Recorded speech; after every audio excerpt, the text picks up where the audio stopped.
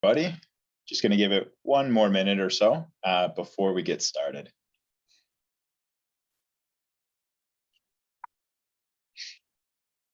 For other people to join here.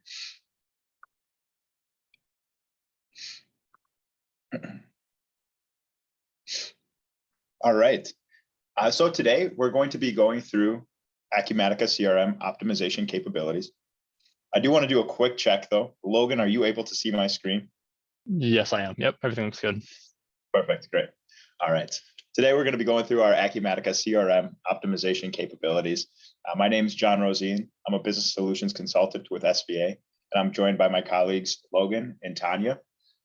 And as we proceed today, for those that are new to the webinar, what we will do as we go through our topics and our live demonstration, we just ask that any questions that you have get shared to our chat. Tanya will help run that queue to either prompt Logan and myself for those questions during our presentation, or if it's unrelated to the topic that we're discussing, we'll come back to it at the end. We'll have a Q&A session. So as we get started here, I'll go through our topics that we can expect today. I'll give a quick introduction on the CRM side in terms of what we'll be looking at today specifically on case management and on our sales and marketing side. I'll also discuss the licensing options that are related to each piece of functionality that we're demonstrating today. Then I'll turn it over to Logan, who will actually take us through those specific features. We have a few areas that we do like to demonstrate on, so we'll have a few integration points with other systems that we'll discuss, along with native Acumatica functionality. As we wrap up that live demo, we'll go ahead and have our closing session. We'll discuss our next upcoming webinar. And as I said at the beginning, we'll address any of the Q&A. We'll address the Q&A portion of it. So again, as we proceed, feel free to just drop any questions that you have right in our chat in Zoom here.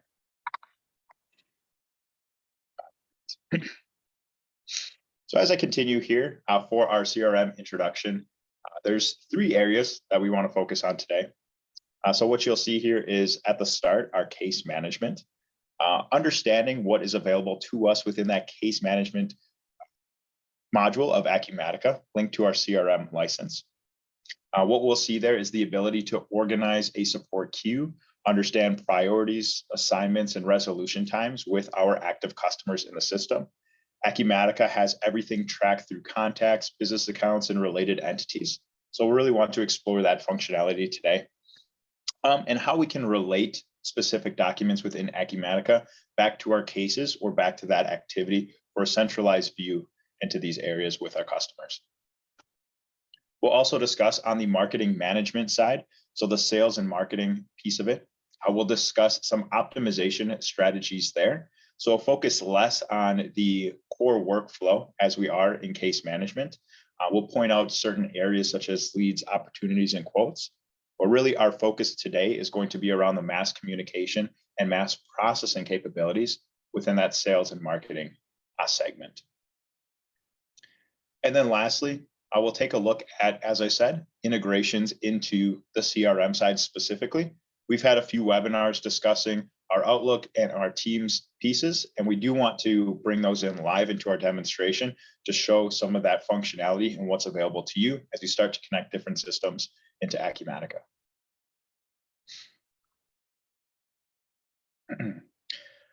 As we proceed, again, it's always good to understand licensing wise as we demo these features. How can you get this into your environment, either as an additional license, additional cost? What does that look like?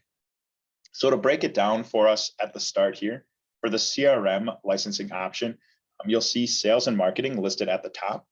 That is really the core of our CRM side. So that's going to allow us to manage our prospects, our leads, opportunities, the quote to order process. That is all managed through a license, sales and marketing for Acumatica. As I said, we'll also be going into case management. That is a separate license under the CRM suite. And so what that allows is for our ability to post cases against those business accounts, have that full tech support visibility, that whole case management workflow that Logan will be demonstrating. That is a separate license for the CRM side. As we look at the Outlook side, we have our Microsoft Outlook added that will help us streamline how we get data into Acumatica. That is a separate license as well. And then lastly, we have our Teams integration. We'll speak more on the team side as we proceed in our conversation today. What's important to note right now is that is in managed availability. For those of you that weren't on our last webinar, I'll do a quick review of what that means. But understanding at this point that the Microsoft Teams piece of it that we walk through as well would be considered a addition to your license. And asterisk at the bottom, any pricing questions you can direct towards Tanya. Feel free again to drop those in the chats. And we also have her email posted here at the end for any additional follow-up outside of the webinar.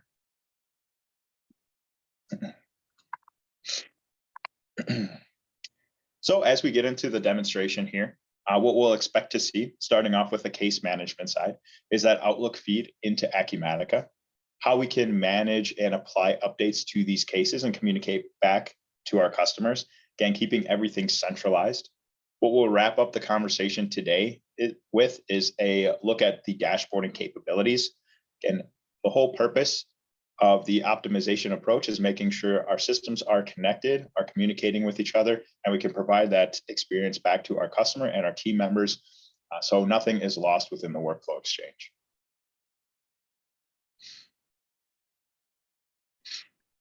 What you'll see on the mass communication side, we'll take a look at marketing lists. So again, this is going to be under that sales and marketing umbrella. We'll take a look at how we can produce mass communication out of Acumatica, some differences between our static and dynamic list functionalities. And then we'll also address marketing campaigns as well. So as you embark on new leads, new opportunities, how can we categorize those through campaigns? How can we track statistics against those campaigns to determine the success of them, or either reintroducing them perhaps in the following year, or perhaps eliminating a campaign depending on its success rate. What we'll see on the mass assignment side, we'll focus again in the sales and marketing side of leads and contacts, understanding this background process of assignment maps, where we can dictate based off of certain criteria how that workflow is getting passed to our team members within Acumatica. We've seen a lot of our clients using approval maps. So on this side of it, we're focused on the assigning side. So the assignment map does exist in that same location as the approval map functionality for those of you that are familiar. And we'll walk through how that gets applied in mass to our leads and contacts. And then also, how can we perform general updates to leads and contacts, such as its application against campaigns when we create multiple leads, multiple opportunities from those campaigns. All right. So at this point, I'll stop sharing. I'll transition it over to Logan, who will take us through the demonstration, beginning with case management. All right, thanks, John. Yeah, just while I pull this up, just to reiterate, I'm going to start from the Outlook integration. This is separate from the case management. You are able to enter in all this information manually from your Acumatica site. This is, again, just an integration to that, kind of helping that workflow into Acumatica. So just some context here, potential case that John messaged me related to a sales order. As you can see, we have this email pulled up here. And if I hit this Acumatica extension up in the top right, we should have a few processing options. Give it a minute here to buffer, and just kind of building off of what we talked about in our last webinar, the Outlook integration. We're going to start by setting up a contact for John here, and that will facilitate the workflow of the case once this buffering stops here. Always helpful when the demo environment cooperates back with the Outlook side. Yep.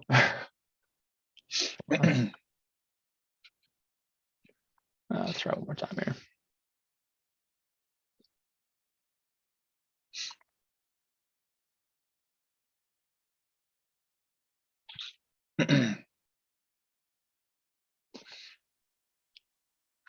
A good starting point here, right? Yeah. Yeah. We try pulling up this email again separately on the side here. Yeah, Logan, if we could just reboot it here, might have to.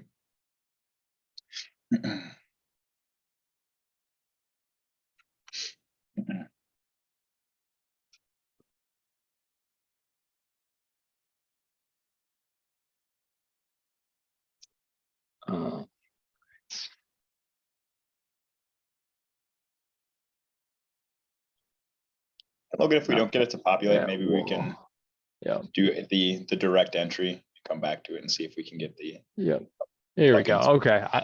Not sure why that was taking taking so long to buffer there. It might have been just an old email causing that. But anyway, so here we are at the stage of being able to create a contact. And we did walk through that in our previous webinar. So I'll just walk through this briefly. Might have to adjust the first and last name here. Enter in John as a first and Rosine as a last name. It will automatically pull in our email. And we'll just want to connect this to a business account as well. Once we have that contact created, you can see we have a few different processing options here. We can create a case. We can log the activity from this specific email. And I just realized this is not the correct email, but I'm going to create the case here on my other screen. We'll just jump into Acumatica. I'm not cooperating as expected here. All right.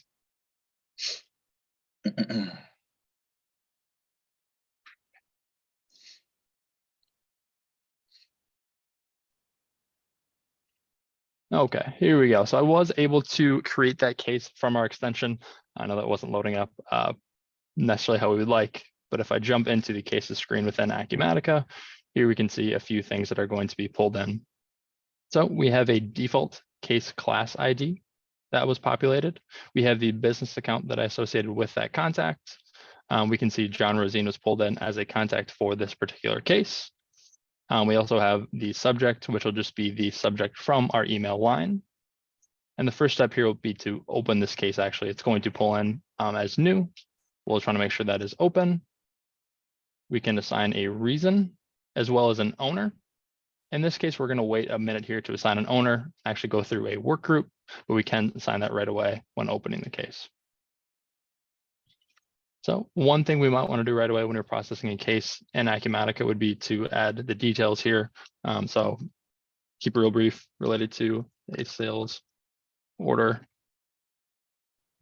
issue, just so people are aware of what this case is related to. On our additional info tab, so here's where I mentioned the work group owner. So I think a good way of handling these, as this is a product sales issue, we do have a work group set up in Acumatica for product sales. And when we pull that in, we are getting an error. If we save this, it will bypass that. And so that owner field is actually just the owner of the product sales work group. That's how that's able to pull that in. And having that work group rather than one individual person can help facilitate some of the tasks and just management of the case. So it is not dependent on just one person. We do have a few different people that are responsible there. Real quick, we can see our resolution time is going to be tracked here. We also have the ability to track our initial response time. And if we were doing any billing, that would track that time here as well, right on this additional info screen. Here we can see, again, it wasn't looking great in the Outlook integration, but I was able to log that activity, which did pull in that original email that we were building this case out of. And if I were to open up this email, we are actually able to respond directly from Acumatica to this user. So if I simply hit this reply, we will see it automatically populates in to John here with our subject. Again, received your case, working on it. And if I were to hit send here, that will automatically send. And we can see that tracked here. One thing to note, so this initial response time, it's not going to update here because I'm not a member of the work group responsible for this. And that's kind of how it's tracking that. If I were, for example, logged in as Steve Church here and responded, that's where that initial response field would populate from. A few other things we have here. So if this was a recurring issue for whatever reason, we wanted to relate this to a previous case, we could go in here, select one of our old cases, and then on our relation type field, we could say, oh, this is a duplicate. Maybe we don't want to process this case. It's related to a different case just for some additional context. Another option here is to relate it to a related entity within Acumatica. So in this case, we'd probably want to select that sales order that John mentioned in the email as being an issue. So again, we're just going to select our related entity, select our sales order type, And then from our document dropdown, here we can select the related sales order, and this will just be tracked on the case. So people are able to see that directly on this case screen, hyperlink into that sales order. One thing we would want to update here is going to be the contact. So I will update it to John, as he is the one that reported that case.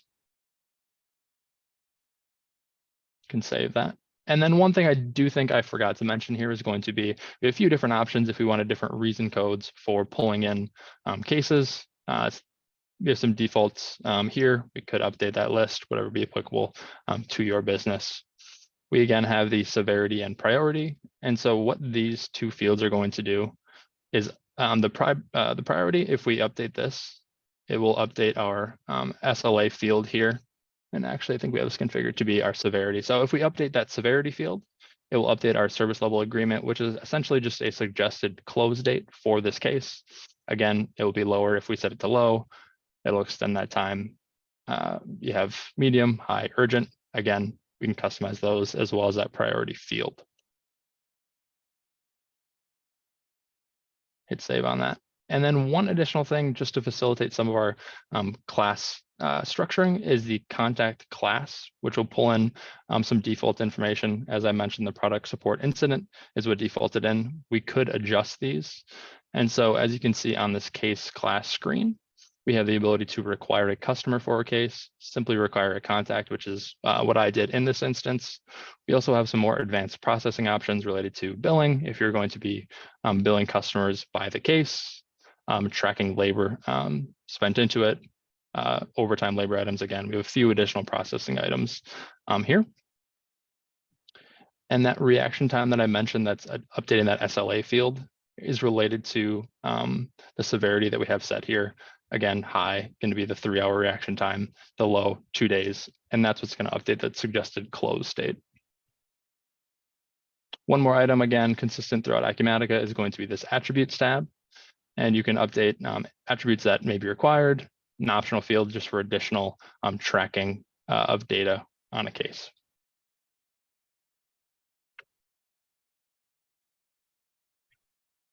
And so Logan, with those different class IDs, what we also saw there is an internal option. So you can also have issues that are produced through your case management suite for internal reporting purposes. But in the case of having the customer side, if we want, we can layer that in with our time entry system to code directly to that and track our time commitment directly to that case for billing purposes or for just tracking purposes. Perfect. And then one other item that might be helpful for facilitating the closure of these cases will be under our activities tab. We can create tasks for whether that be a work group, an individual person. So in this case, I can just create one for myself. We'll say follow up with John. We can set a start date and a due date. We can just say tomorrow for that, and then set that owner.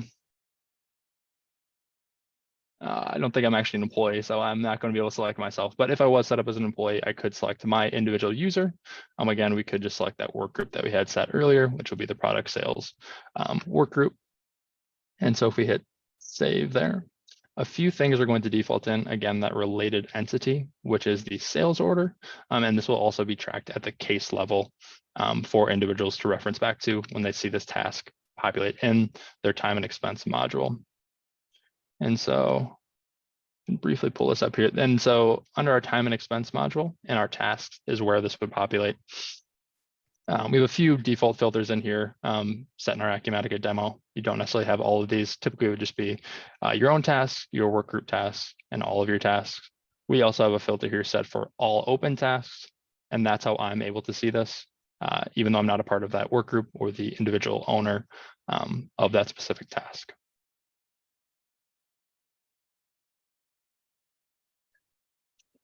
If we navigate back into our cases here, I can just show the final step here would just be to close this case. And from here, simply hit close. We could have reason codes here for why this was resolved. Again, if it was a duplicate or for whatever reason we wanted to abandon it early, we could select that. But if we just hit resolved, again, this will go to closed, and this case is completed. John, anything you'd like to add on the case management side of things?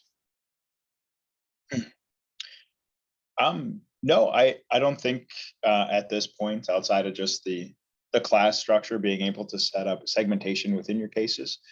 But the main message here is keeping everything related and setting up tasks to support your business operations. In this case, our next steps for task management or case management.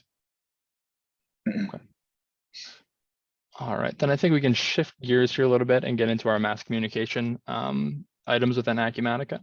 So we can navigate to our marketing list. And the primary things I'm going to be touching on here are our marketing list, marketing campaign, and then our mass emails. So I'll actually start with our marketing list. And so let's just create a new one here. So there's two kinds of marketing lists. One is going to be the static, which simply means you're going to manually add in members to this marketing list. We also have the option to have a dynamic marketing list, which can pull in, for example, from a generic inquiry, a specific screen in Acumatica, and just make that process a lot easier. So let's just say this is a test demo. Not a real creative name there, but just to set up, see how this works. So this will default in to be a static list, and we'll want to make sure this is active. Again, for options for facilitating who is the owner of this marketing list, facilitating communication and ownership, we could set an individual owner or a work group here. If we did want to set an owner, let's just say Michael Andrews there, save that. We could then go in here and add list members manually, as this is a static list currently. We have a few different options here if we wanted to filter down by contact, salesperson, business account, and let's just filter down to contact just to see how this would work. And then we would manually select here individual members. And again, this is all for facilitating mass emails and mass communication related to marketing campaigns, or it could be independent of marketing campaigns. And so to show the dynamic side of marketing lists, we can simply hit this convert to dynamic list up in the top right here. So this will delete our existing list if coming from a static list. Again, we didn't have too much there, not a big concern. And here we can select a generic inquiry that will feed into this marketing list. So I think a good example would just be maybe all of our contacts in the system. So if we pulled up our contact screen here, this will then automatically pull in all records from contacts in the system rather than manually going in and adding them one by one. So from here, I can save this list. And now I'm going to go into the mass email side of things where this actually becomes useful having this marketing list. All right, let's create a new one here. The from, this will be an admin account or any account that you have set up in the system that you want all of these emails to generate from. We'll select the default one there. We can add in a subject line, product listing 2023. And we have our to set here to the contact email.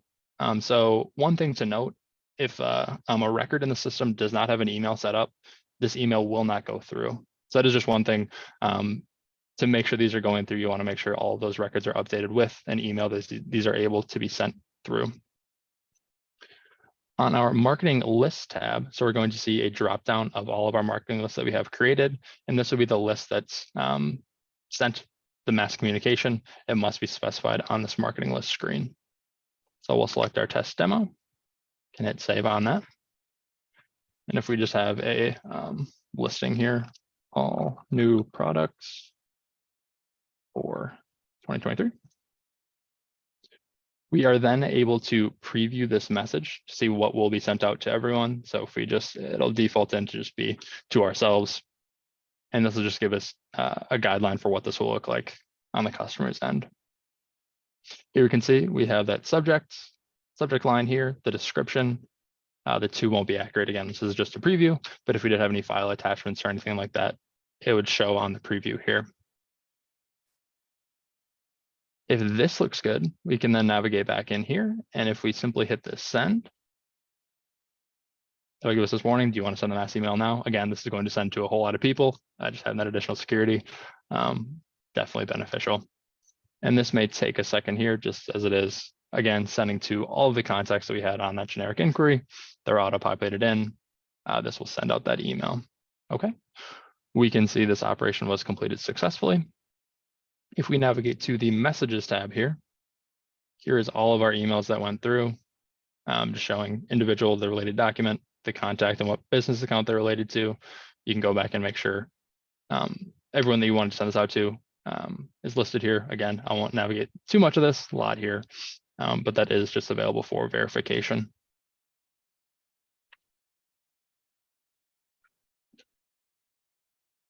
All right. I think I can then transition into marketing campaigns. So first we'll set up an actual marketing campaign, and then we can see how that relates back to our marketing lists and the mass email functionality within Acumatica. We'll create a new one here. All right, so we'll just need to enter in a campaign ID. We'll stick with our test demo. Again, we have classes similar to what the case classes were, just kind of a template for the campaign in this instance. We'll select our ad campaign. Right, fill in a name.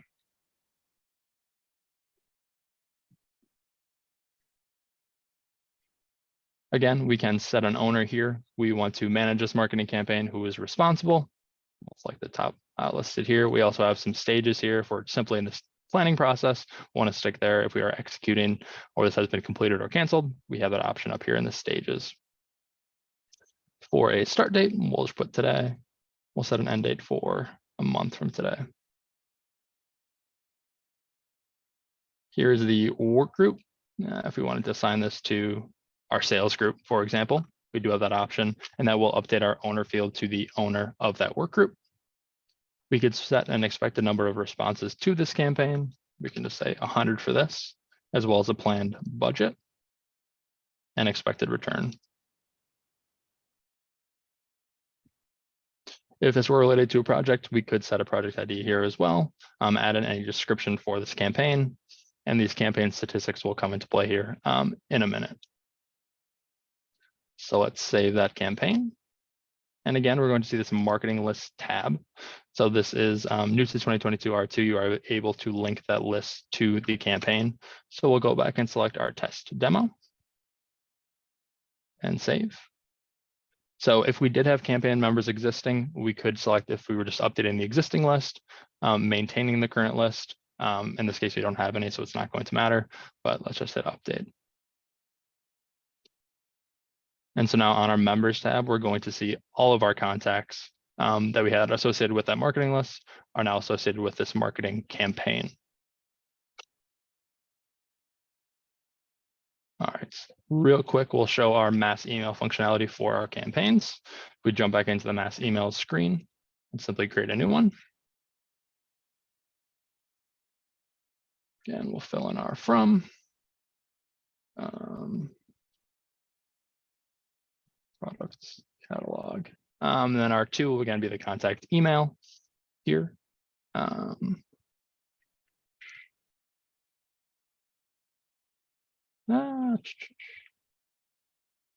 Like my campaign here disappeared. Let's take a step back. Logan, would that be under your source? Got it. Oh, yeah, sorry. Missed the stuff there. Yeah, we want to make sure that that campaign. I think it defaults into the marketing list. Yep. Okay. We'll want to make sure that campaigns there is set. And again, let's walk through this process of setting our from. Set our campaign. Again, set that test demo campaign that we just set up. Save that. We could again preview our message if applicable. Again, brief description. We then hit send. This is going to send to our campaign, which again, we set up through our marketing list, all those members through the contact integration. If we then hit send, this will be a similar process. This is just asking if we want to update the list members in the campaign to the latest version before sending. Again, hit send there.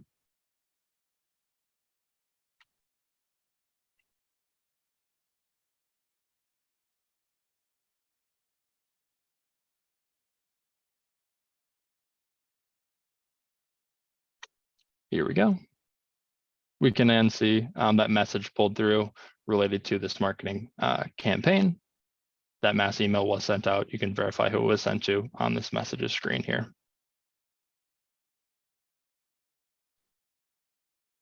Another feature of that marketing campaign that I mentioned previously is tracking new leads and opportunities that were generated from this campaign. So on our generated leads and opportunity screen, here's where they will populate. And where you can designate that, you could add in manually an opportunity or a lead from this screen. But if we had existing ones that we wanted to relate back into this campaign, we can actually go into our leads or opportunities screen. And let's just select one here.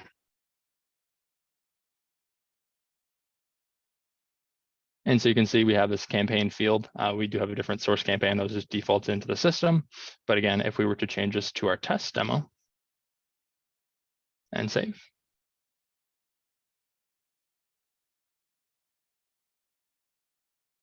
All right. You can then go into our marketing campaigns.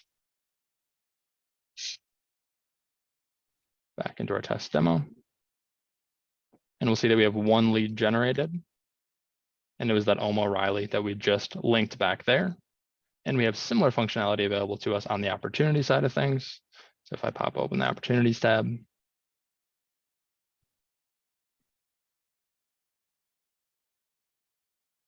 let's take a look here. Let's look at our food sales.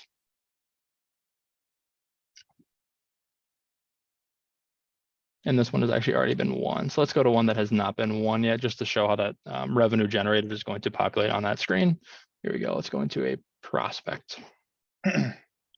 So I think, Logan, in our last example with the lead, we didn't have any specific amount associated with that. So now for this opportunity, we're going to have the amount flow through with some sort of probability multiplier against that. Yep. So on our CRM info tab here, we can designate the source campaign. Again, we're going to update this to our test demo. And so this is in the prospect stage. So we have no revenue realized, and that is related to our opportunity class stages. And that's where this probability is coming from. So this will update as we move through our stages. So for example, if we went into our nurture, 5% probability, and that's where that weighted total is coming from on the CRM info tab for each opportunity. Let's take a look here. Just our marketing campaigns, just to see that opportunity related to our campaign. All right, so as you can see, we have that populated here under our opportunities tab. Underneath our campaign details, our opportunities value is going to be 5,700, calculated based on our opportunity amount here. But if we actually transition this into a one opportunity, we have this closes one option underneath our processing. Take a look at that, and we can give a reason. We can say our order was placed, for example, and this is now one. Underneath our marketing campaigns here, we can see that we have one opportunity. The opportunity value will still be 5,700, but this is now actually a one opportunity with a value of 5,700 as well.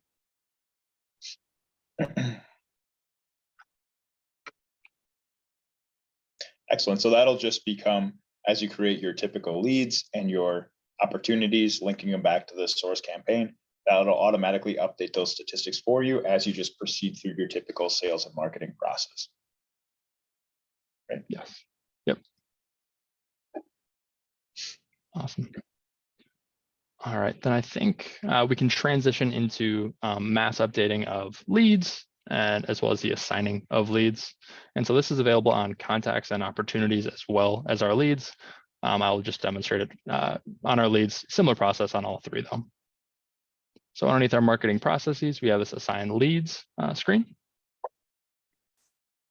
And from here, so I think a good use of this is actually going to be, so leads that do not have an owner set and you want to assign some responsibility to certain users to manage these leads.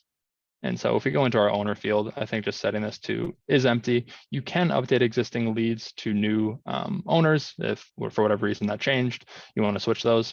But I think a good use would be just a lead without an owner. And so actually where this is pulling from is our assignment and approval map screen. I'm just going to pull that up here real quick. And this is designated on our CRM settings. It's just going to be our lead map, so our lead assignment here. And so we could have this designated out for different lead classes. For example, you could have a certain individual or work group assigned to own these leads, and that's where that assignment map is going to pull from. So for example, here, any lead in the job lead class is going to be directed to Rod. And we can have a few different ones here for international and US leads. For example, we have Rick here and Joshua on the US sides. But if we go back into our actual assign lead screen here, so we have a few here without an owner. If I were to just these top three, so Catherine, Cedric, and Christian, we could process this, and processing this is simply assigning an owner to each of these users. Give it a second here to process so we can see these were validated. And if I actually go back into our record here, trying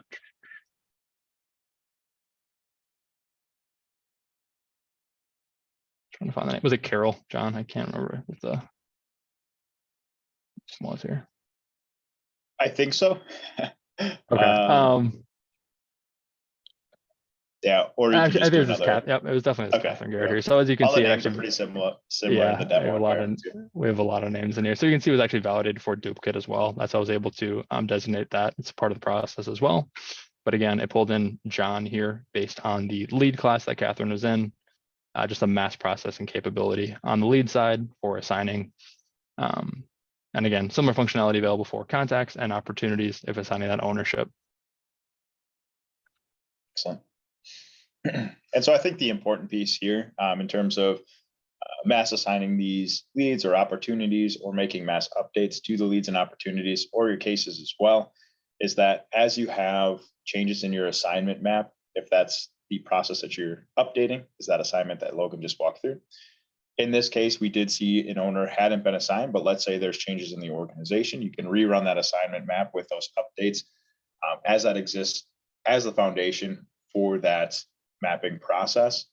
And so similar to that of the approval map, kind of the if then conditions, if we meet this set of criteria, our rule action is going to be, in this case, an assignee. As you modify that, you can rerun the assignment process to ensure all of those are being up to date and are being responded to appropriately. Great. So another mass processing option we do have in the CRM module is going to be updating leads. Again, similar functionality on the contacts and opportunities. But if I click into our update leads process here, so what this is doing is you can mass update a number of settings on records here. So if I were to click just these first three, for example, and hit that update settings as the operation and process, we could actually link back to, again, our source campaign that we mentioned previously. We could update a field such as do not mail any of the leads that we have selected here. If that was applicable, do not call. Again, you have a few options there. But if I were to select this source campaign here, we could then update all of these leads to be related to that test demo we had set up previously. And if we hit our next, it'll review what our mass update is going to be. If we simply hit that finish,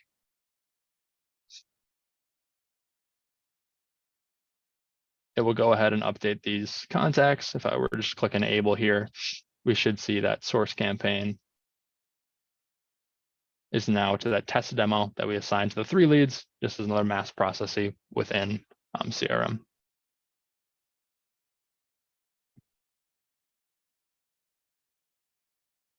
All right. Are we ready to transition then, Logan? Yeah, I think we're ready to transition into the Teams integration. I can stop sharing here for a moment. Okay, I'll take over. So what we'd also like to focus on as well as my PowerPoint loads back here, as we get into the live demonstration with Teams here. I know we just have a few minutes, so we'll go through this fairly quickly. But if I advance the slides forward here, what you'll see is just a quick functionality overview of what we'll focus on today, and that's the individual communication point. For those of you that were on the last webinar, we did dive deeper into the expectations around the Teams functionality. And so we just want to highlight that integration as Logan brings up his other demo environment. And so in that, we'll be able to start a Teams call or chat with a contact directly in Acumatica, or directly from Acumatica, I should say, and tracking that activity against, say, a case, against a contact or a business account, making sure all of that communication is tracked and available for us to review. A quick note, though, on the team side. So at the beginning of our conversation today, I did speak about the separate license. In its current state, Teams is in managed availability. And so what that means is that it is ready for production use, but it is deployed through a separate method with a customization package. So for those of you that are interested, what this requires is just a review with Acumatica for the details of your organization and your usage of Acumatica, and they would provide the package for the Teams integration to be deployed. And as we advance through this process, as it becomes further built out in the production setting or the production environment, we will see that become generally available. So that's going to be when you deploy it, it's simply a features update or a features activation to bring that information or those functions into your active Acumatica site. So the beta release is where it starts to allow people to just test functionality. The managed availability at this point for Teams, ready for production use, just requires specific case details to deploy it through a customization package. And then the final stage will be the general availability for us. So just a quick note on that in terms of where it's at in Acumatica's timeline. And Logan, are we ready to jump into your demo environment? Yep. All right. Can share out my screen here. All right, so we are on a contact record that we had set up for John. As you can see, we set up his email to be linked to his Teams ID, and that's kind of how his integration is set up. Ideally, this availability would be populating here. We could see that he was online. Not entirely sure why that's not populating currently, Let me get refreshed. Go ahead. Refresh it. Okay, maybe John's just logging in here, but this should show the status of the individual as well, just right here next to the contact ID. But if we click into this here, we're going to have a few processing options directly from Acumatica in their Teams. You're able to schedule a meeting, a phone call, as well as chat. So let's just try to set up a meeting here with John. I suppose being that I'm offline, right? Yeah. All right, so now we can see we're pulled directly into our Teams, and we can now just schedule a meeting as you would normally through Outlook. So we can say sales order sync. You can add John here. Okay. It's going to pull that in automatically because we did, again, come directly from Acumatica. It knows what participants you want on this meeting. And if I hit this send after updating our time here, let's just say noon to 12:30, and then hit send.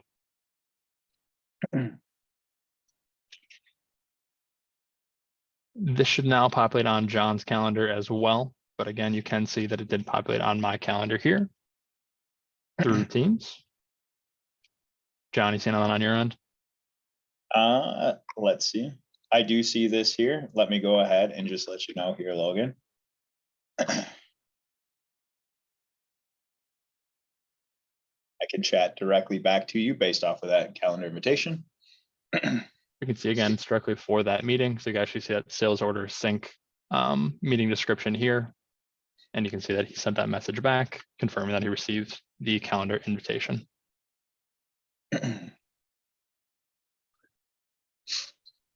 Another thing, again, we can chat directly from Acumatica as well. So if I wanted to go here, hit our chat. We can see this will bring up a chat with John. And again, we could just say hello.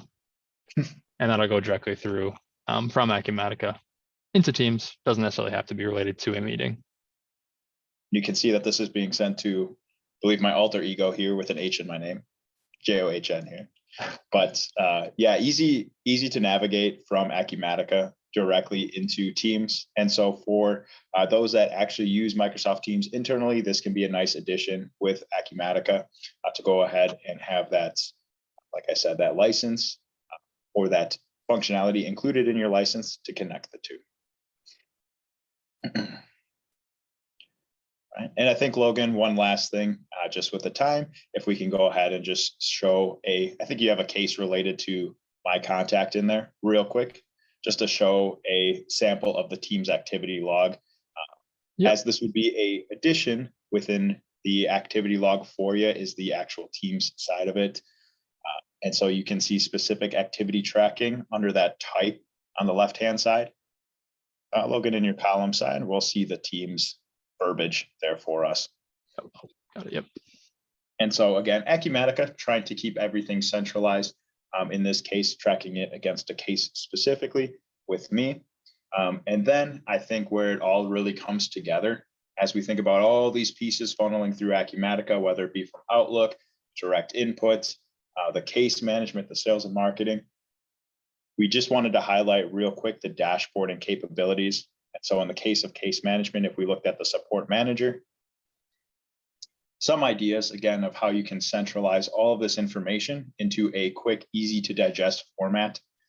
And so as your team is interacting from Outlook or from Teams, it's all updating those source documents in Acumatica. And if we think about leveraging the dashboard capabilities, like in this instance as a support manager, you can see directly what is open, in this case, what is overdue, who's working on what, how are they assigned across your customers, how are they assigned across your team members, and then probably most importantly, in this case, is going to be those by age and severity. So that diagram in that quadrant, Logan, on the right-hand side, the open cases by age and severity, we can see that tracking. All of these, again, linked to a GI. For those of you that aren't as familiar with the dashboard, all of them are layered on top of generic inquiries. And so the drill down pieces, Logan, if you just wanted to go into, say, overdue cases, that widget at the top. Yep. The drill down directly into Acumatica.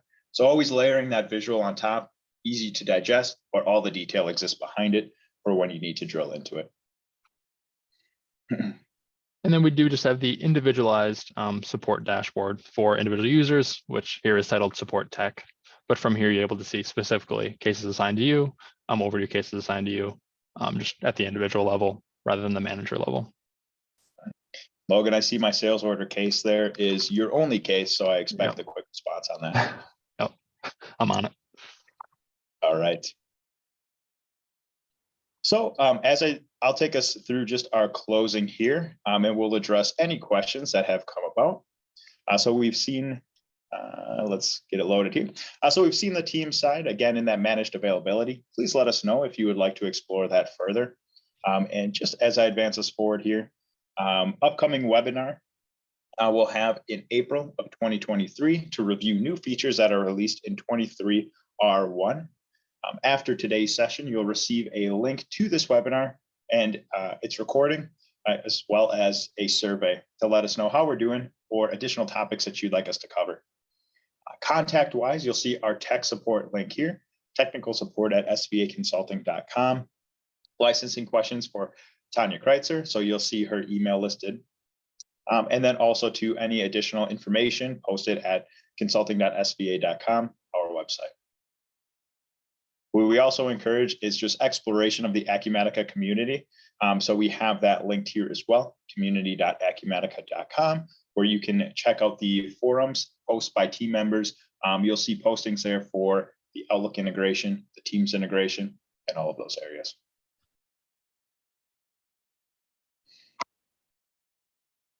Right. And so I believe we actually had, I think Tanya on our side had to leave during our session today. So I just want to do a quick scroll to see if we have any open questions and just give it a second here. All right. And I don't think I see any questions in our queue here. Logan, are you seeing any on your side? No, I'm not seeing any. All right. I suppose with that, we can sign off here. But again, we have all of our information presented here. Please feel free to reach out to us. Always happy to help. And we'll see you next time in April for our new features review of 23 R1. Thank you, All everyone. right. Thank you, everybody.